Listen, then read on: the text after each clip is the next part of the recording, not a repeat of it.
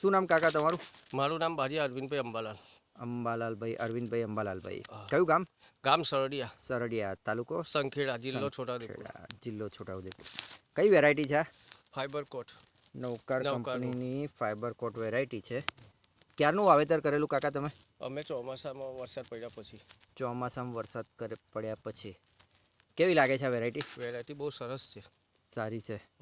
વરસાદમાં શું નુકસાની હતી? વરસાદમાં ચોમાસામાં તો અમારો કપાસ જોઈને પાકે ને એવી પરિસ્થિતિ હતી. બરાબર. અત્યારે જબરજસ્ત ફૂલ એ થઈ ગયું છે. અત્યારે સારી બેઠક થઈ ગઈ છે. તમે હા. જોઈ શકો છો જીંડવાની બેઠક એકદમ નજીક જીંડવા છે અને ખૂબ સારો માલ બેસેલો છે.